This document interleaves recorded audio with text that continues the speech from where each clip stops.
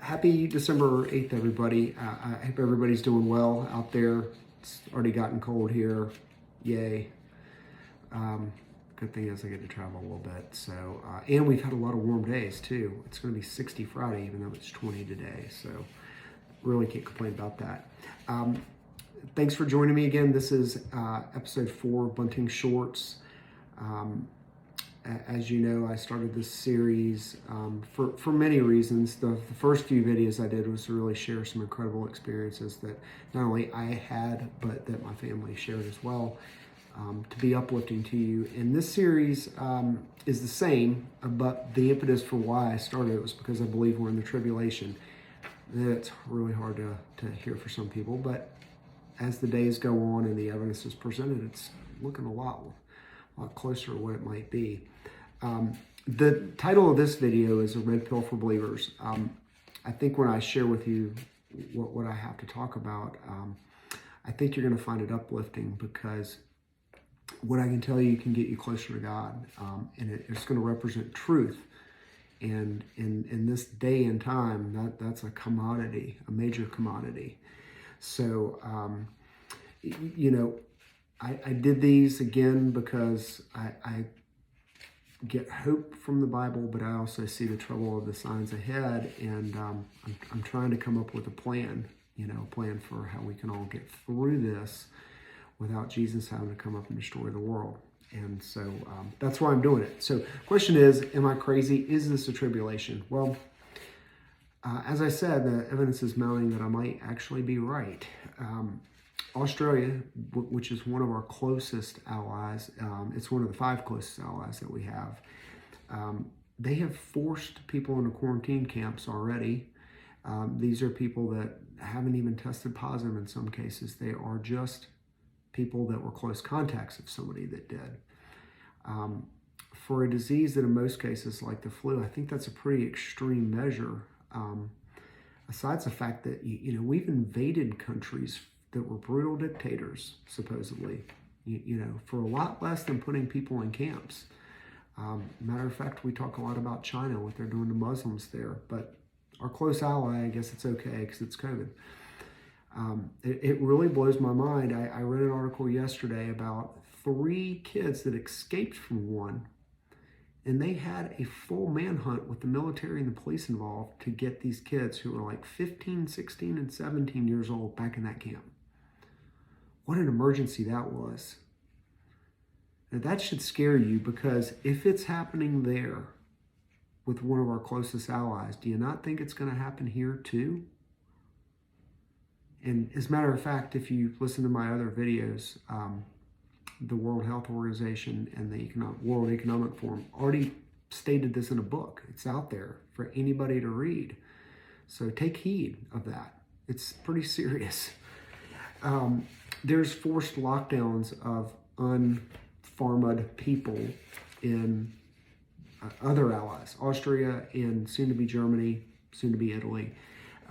There's quarantine and crazy lockdown stuff going on basically across Europe, as well as major protests in all of these places. So in addition to these overreaction kind of things going on, there is massive social unrest. There's also loss of jobs. There's loss of businesses. I mean, these are very, very chaotic things that really, if you look at them, tend to break the social cohesion that we're all so used to. And again, these are happening to our closest allies. It will happen here. It is happening here. It just hasn't happened probably in your state. There's a new variant out. My last video, I warned about that. I thought that it would coincide with the boosters and flu shots. Well, of course, here it is. It's kind of fizzled out, but I think that is going to keep continuing. It'll be used as cover for the other injuries that are happening because of the meds.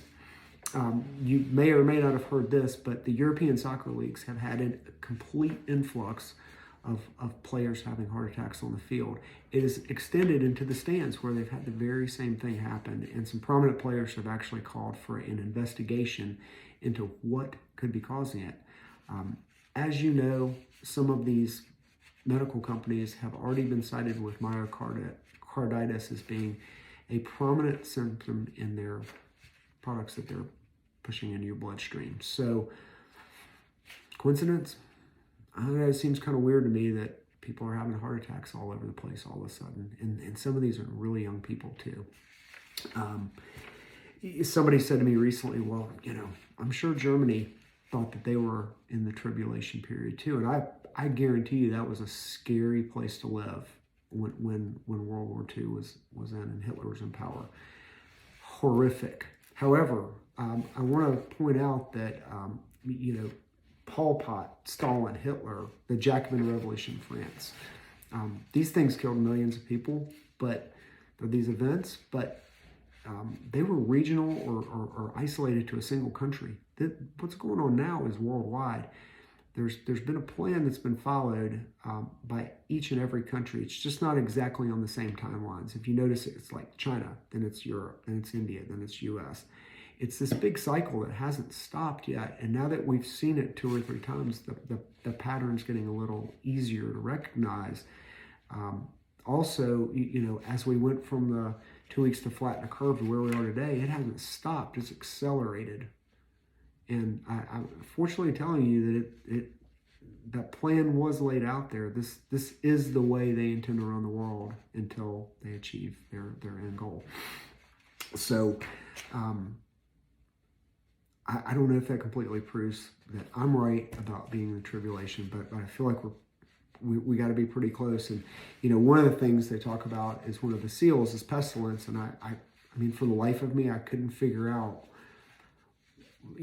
how pestilence could present itself in the form of voluntary genocide. And for those of you that have made the decision to accept the medicine and that's happened to, that's basically what it is. And of course, that's accelerating as well. So, sad to talk about that, but it's just a reality where we live. And that's a big point of my videos, accepting truth, because truth will set you free and it's powerful. Restating the purpose of my videos, again, what I believe we can do to solve this is, number 1, we have to get right with God and we have to go to Him for our needs. Number 2, we have to take care of our neighbors. We're supposed to love our neighbors. So we've got to put aside whatever differences have been foisted upon us, and we've got to start working together. We can save ourselves. If Jesus comes back, it's a great thing, and I'm excited if I'm here to see that. But do realize when He comes back, He burns this whole place up. So, if you want any more life here on this earth, we're gonna have to fix it with His help, and it's going to require a little bit of effort. So, I guess in order to get where I am, I had obviously some pretty supernatural and cool things happen to me, but I also read the Bible every day, and I have found the truth, all the truths that I've actually seeking in life in that book. It's pretty amazing. And so that's what I'm going to be sharing with you today. I believe that when you accept truth in your life, it's powerful. And that power is that when you fully understand where you are and the way of the world, then it's going to bring you closer to God. And that's my purpose of this. Why is that? Why do I say it'll bring you closer to God? Well, most of us feel separated from God. He's not around. We don't see Him. And, I want to kind of explain why that is. So let me recap the last 6,000 years very quickly. Adam and Eve lived with God in the garden. I mean, they literally were living with Him in the most beautiful place ever created. And then when the Israelites, who I pointed out in another video, were the children of God, so it's all of us, not a particular religious sect of people. God traveled with the Israelites in the desert for 40 years. Pretty cool.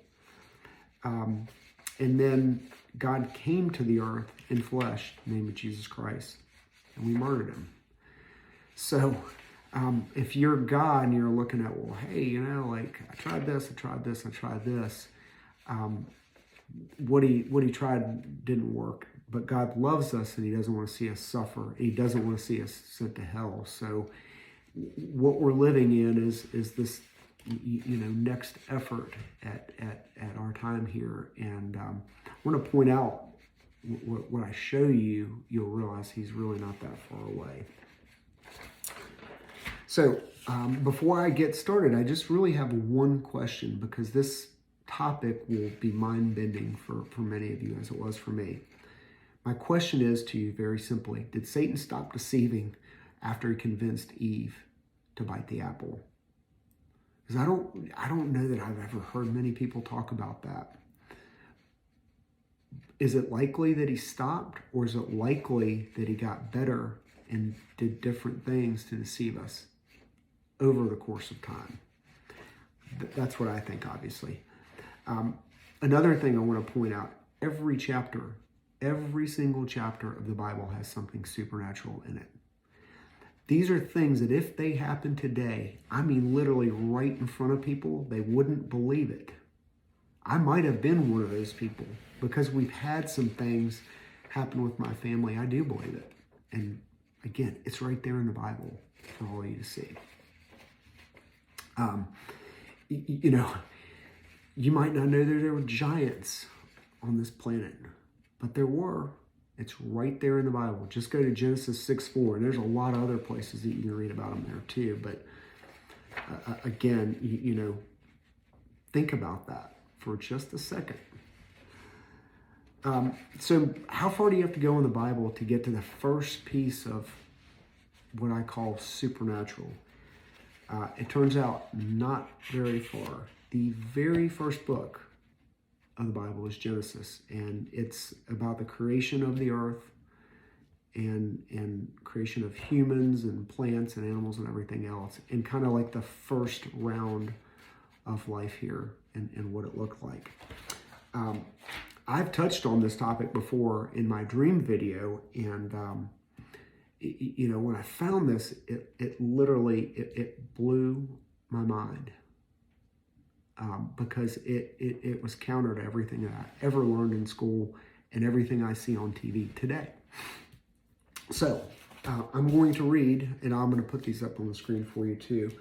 I'm going to read from Genesis 1, first chapter of the first book. And this is Genesis 6 through 8. And keep in mind that this is day 2. This is second day of creation. And God said, "Let there be firmament in the midst of waters." Huge point. "And let it divide the waters from the water." So apparently there was just a lot of water, and God put something in that water to divide the water up to down. "And God made the firmament and divided the waters which were under the firmament from the waters which were above, and it was so. And God called the firmament heaven. And the evening and the morning were the second day." So I'm going to put some pictures up of this in a minute, but again, you think about what you've been told by science and Elon Musk and all these people clowning around on TV. I've never heard them talk about water, not one time. But God did. And you already know who I believe. So keep that in mind. Then, in Genesis 14 through 19, God said, "Let there be lights in the firmament of the heaven to divide the day from the night, and let them be for signs and for seasons and for days and for years." Do you know what those are? That's the stars, the sun, and the moon that he's talking about in the firmament. And what are they called? Lights. They're just lights. This is Genesis 1:15. "And let them be for lights of the firmament of heaven to give light upon the earth. And it was so. And God made 2 great lights, the greater light to rule the day, and the lesser light to rule the night. And he made the stars also. And God set them in the firmament of heaven." Now again, that firmament, and I read the Torah too. The Torah is just the first 5 chapters of the Bible. In the Torah, it's called a vault. And of course, like these things get interpreted 100 times, so there may be different names, but I think vault sometimes helps convey an easier picture of what it would look like. It's either a circular or even more like a triangular structure that water would run off on both sides, but not straight through the middle. And that, when you see the pictures that I have to show you, it'll kind of say it more. But the stars, the sun, and the moon are clearly referred to as lights. They're not referred to as planets or stars or, places that we can jump on a ship and go to. They're just called lights.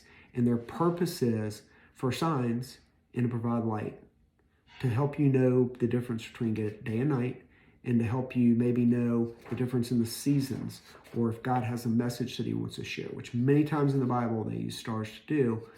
That's what they're there for, and that's it. Now, this ought to bake your noodle, because I haven't heard one scientist talk of this, unless they are Christian-based, and they're be hard to find them on YouTube, because they've been wiped right off. Let me finish this, please. 18, and to rule over the day and night, and to divide the light from the darkness. And God saw that was good. And the evening and morning were the fourth day. So in that little short amount of time, he created our world. And if you believe the Bible, then the version of the world that science has taught you isn't real. And that is a clear statement I shouldn't need to repeat, but it is not. It just isn't. When I discovered this, it was kind of by accident. I read the Bible every day. If you were like me, you get into the early parts of Genesis, or like Numbers, for instance. You may or may not know this, but in Numbers, it tells you the name of the person who has the number 666. His name is Adonikim. I just read that the other day. Something in my mind said, hey, pay attention to this chapter of Numbers. And it's hard to read. And Genesis, you just read it and you're like, oh, God made the earth, and God made plants, and God made it doesn't, when you fly through it, it doesn't mean anything. But this stuff's always been there. I've read several different versions of the Bible, and I continue to do so. Some of the wording changed a little bit, but the whole message and the whole story has not changed 1 ounce. And I believe the Bible, so I believe it. What does this mean? I'm going to restate this again. The solar system, travel to the moon, which is a light, colonizing Mars, which we'll talk about in just a second, but it's not possible by God's word. Pure and simple. The Bible is full of symbols and allegory, but most of the time I've found that what the Bible's telling you is simple words pointing to a simple story. Almost every time. In order to believe what we've all been taught all our lives, we must insert things into the Bible that aren't there. And I think the Bible's pretty clear about what that means when you do that. It's false doctrine. So don't you think if God would have said, I created, he's kind of like bragging about it, what he did, and calling it good. Well, I feel like if he had made 7 planets and put this dirty rock above us for us to, mine rocks from and, go to, or we were going to be able to colonize 1, 2, or 3 of the planets, I think he might have just put it in there and said, hey, I made this great earth for you, but I also made this dirty rock that you're going to fly to. And I made another red planet that's full of red clay, but I'm also going to let you go there too. He didn't say any of that. As a matter of fact, he was very clear about how things worked. Heaven, which is water, earth, and the water below. And that's the world that you live in. The things that you see in the sky are lights, and they're in the firmament. Because it says they're in the firmament, I'm really pretty sure that you just can't fly in there. So I don't think that firmament is something that you get through. At least we don't. Perhaps the angels can easily get through that. That's the way I see it, at least. But that's it. And call me crazy if you want. I don't care. I just read the Bible and I figured this out. And you can too. And there's a lot more stuff like this in there, by the way. So, bottom line is, for you to believe what you've been taught all your life, you basically have to accept that the Bible's wrong. I'm not willing to do that. I will believe the Bible before science every single time. And I will actually go as far as to say I believe science has proved that this is all correct. As a matter of fact, I know they have, because I've been to the museum for the Ark and I've seen that proof. But for some reason, it's not something that we're allowed to know by the people that run this place. So why wouldn't they tell us? Let's refer to my opening statement about Satan and deception. So the very core of our world is a complete lie. And the reason for it is super, super simple. We have been lied to so that Satan can put distance between God and us. We have warned about this in the Bible as well, over and over and over and over. And it is a deception, and it leads us into sin, and it leads us into some wild assumption that God isn't present in our lives. All because we don't understand the very basic fundamentals of this beautiful creation that he made for us. Waking up and accepting this is a way to keep yourself free from deception, but also the devil. This happened for me, but when you accept this truth, you will immediately connect on a higher level with God, because, well, first you realize what he's made for you. You realize the Bible is true, but you realize he's right there. It's literally, heaven's right over our heads. It's not as far away as it seems. And I think that's good news. I don't know how far up it goes. There's satellites or whatever else up there. I don't know. I don't have the means of proving that or figuring that out. But I just know that, there's some junk up there that man's put up there, but I don't think it goes very far. And I think everything up there belongs to God. Everything. So I mentioned I had a couple of pictures that I wanted to show, and I'm going to put those up now. I think these are probably, the most powerful versions of kind of proving it, because there are many things in the Bible. I was always curious about Solomon's temple, and so I went online and I started researching. I just want to see the image part of that Google search. So as I went through that process, I was seeing a lot of pictures that were almost identical. And it surprised me, because you would assume that there would be many different ideas about something, say, in the Bible. But again, he was kind of clear about measurements and appearances and the raw materials that were used in it. And so that's kind of how they got that way. Well, I find the same things when you look at the scripture that I just gave you. The very same things. So this picture I'm showing you is the firmament. You see water above, and you see heaven just above that water. One of the amazing things about this particular image is all these Bible verses are on here. So jump into them, read them, because it just solidifies what I already told you is in Genesis 1. Pretty simple. Then you've got the sun, the moon, earth, and stars. They're all right here in this firmament, which looks a lot like a dome. Something really interesting happened to us the other day. I was playing golf and we got stuck in this rainstorm with one of my best friends, and he's like, "Hey, get a picture of me." It's this gigantic double rainbow. It was actually really cool. And you may or may not know this, but a rainbow is a sign from God. It's not a pride thing, sorry to bust your bubble, but it's a sign from God that it's a covenant between God and man that he'll never flood the earth to destroy it again. And a lot of people don't know that, but one of the things that just, I don't know why it just popped on me, but I was looking at it, and I was looking at the shape of it, and I was wondering to myself, why is it an arch like that? And I'm sure there's like a Google Science thing, so I don't care what that answer is.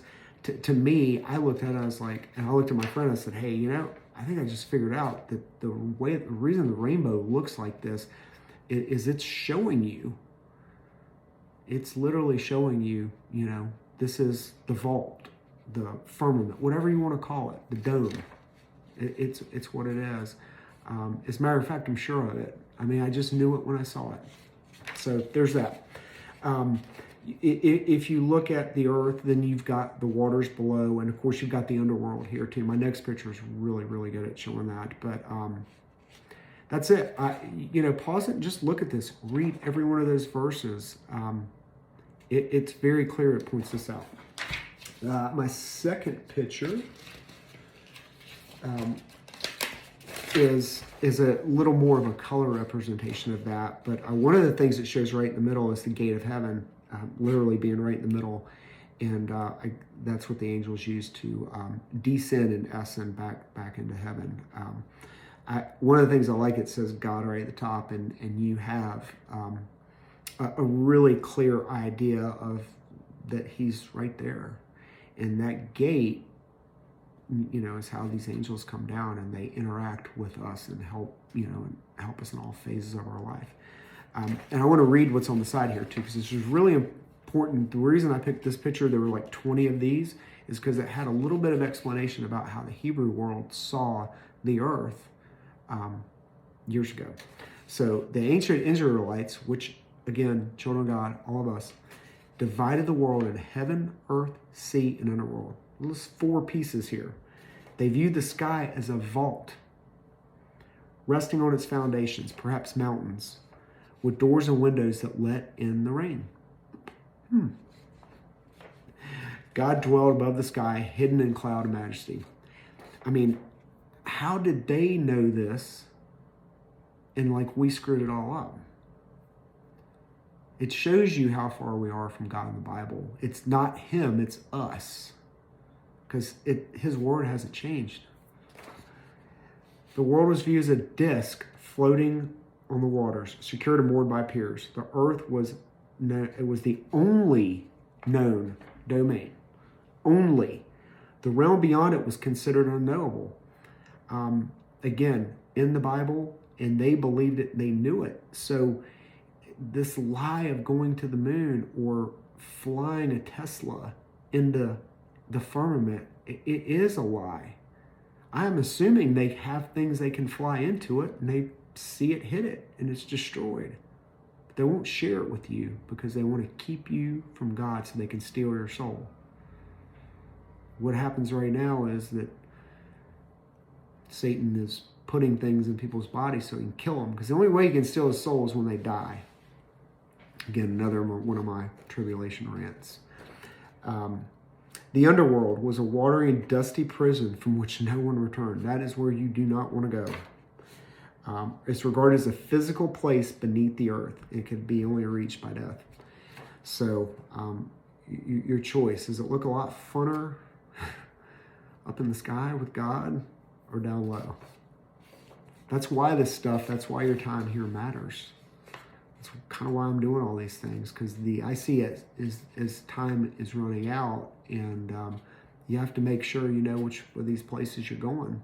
That's it. This place is so simple, and people in our history knew it, and I guess they probably had a lot of problems back then, but I wonder if their society wasn't a whole lot better because they accepted this as a basic truth. I bought, a few years ago, I bought a telescope, and I bought some really high-powered adapters and everything. I was so excited to get it out in the backyard, and, waited for the perfect night. I started looking up there at stars. They just weren't what I thought I was going to see. And I had all these grand ideas of what I thought I might see, because you see these high-definition pictures online. I didn't see any of that. As a matter of fact, on some of them, I just saw what looked like a bunch of pieces of light kind of stuck together. And it took me a long time, is when I figured this out, that I kind of realized that, well, maybe I was looking through water, or maybe maybe what's up there isn't exactly what we think it is. The Book of Enoch, it's considered an extra biblical text. It's not part of the Bible. Man decided, I don't know if that was God's intent, but man decided that it didn't need to be part of the Bible. So it was removed from there. But there's many times when some of the disciples and even Jesus refer to the Book of Enoch. By the way, there's only two people in the Bible that didn't die to a sin, and they were Elijah and Enoch. They're very important people in the Bible, and you should pay a lot of attention to both of them as they're mentioned, because that is a thing of honor that was done to them, and so is remove them from suffering in the suffering of death. And so I think it was one of the ways that God said, hey, really pay attention to these guys. So I have a copy of the Book of Enoch. I'm actually giving it to a few of my family members this year, because I want them to think outside of what they've taught in church. And the Book of Enoch's wild. I mean, it talks a lot about what is up there, because he was given a tour. And he calls the stars angelic living beings. Again, I'm going to believe that before I believe that there's, Alpha Centauri or what, they've got all these names for them, but I'm going to believe that. He also mentions that a lot of them, especially the ones that they're relegated to be in a certain position, which is why we see the constellations in the sky the way we do. But that's also by law from God, and the ones that didn't do that are part of the fallen. So, really interesting way to look at it. If you haven't read the Book of Enoch, now Enoch 1 is the only book that is really referenced in the Bible, but there are 3 books, and you want to bake your noodle, read them. All right, so I'm going to try to wrap this up. If you accept this, you're going to be immediately closer to God, which who doesn't want that? And because he's right there, he's not far away from helping us. And all this trouble we have in the world, we all ought to be on our knees praying every day. He can answer. He's right there. I thought about that cheesy Warrant song, heaven isn't so far away. Well, it's true. I think he was talking about some girl, but the point he made was true. He's right. Jesus is coming back. I am sure of it. I'm sure it's very soon, is what I meant to say, that he's coming back. And when you look at the model of the place that we live, he's really not that far away. So if he decides to make the trip tomorrow, he'll be here in a flash, just like he said. What we're living in is a satanic end time agenda, and it's one of the reasons that I don't think we're that far away from him returning. So it's one thing to me for an adult to make a decision to put something in your body that can harm you. That's part of the free will that we're given, and so if you want to do it, so be it. I just don't want you to make me do it, because I think that's forcing me into sin. But to do it to kids that are 5 or 11, really even 17, 16, 15 is pretty horrible too. They have plans in the first quarter to start from giving it to infants and 5-year-olds. I just can't think of anything more horrific than foisting that upon our kids. I know what Paul said in Romans 13 about submitting to the government, and I've always lived my life that way. I have. However, I've also, wondered, what does the Bible say about bowing to Satan or serving Satan? And I would like to read you a little verse. I'll put this up as well.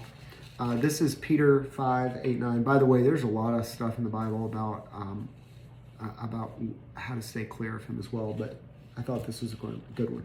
Be alert and of sober mind. Your enemy, the devil, prowls around like a roaring lion looking for someone to devour. Resist him, standing firm in the faith, because you know that the family of believers throughout the world is undergoing the same kind of sufferings. So that tells you that you do have brothers out there, but it's very clear, and it says resist. And if I am indeed right about what's going on right now, then we have to resist. We're not commanded to bow down and let him take our life or take our children's lives. What does the Bible and Jesus say about children and harming them specifically? Luke 17:2. It would be better for them to be thrown into the sea with a millstone. A millstone was like a giant rock too, by the way, so you'd go straight to the bottom. It'd be better for them to toss in the sea with a millstone tied around their neck than to cause one of these little ones to stumble. When you intentionally harm a kid, when you take their life from them, even though stumble means sin, you are removing them from God, and that's not your job. And you know, I think about this. Our family lost a young kid, and it's a terrible thing to go through. I can't imagine that it was just his time. But my point is I can't imagine someone doing something intentionally to a child and then their own child and having them pass because of it. So if you're thinking about doing that to a child, which has a 99.9% chance of surviving this plague that we seem to be dealing with, I really encourage you to think about it. I don't want to see you experience that kind of pain. And people are all over the world today. And if you don't believe that, maybe you need to look around. The TVs are all spouting off the same thing every day. Safe and effective. Everything's good. Jesus told us to be warned about peace and safety. And safe and effective sounds really similar to me. So, again, I just caution you to think and research. You don't even fully know the ingredients. So why would you rush off to put it in there? What's wrong with getting sick? We weren't scared of that before.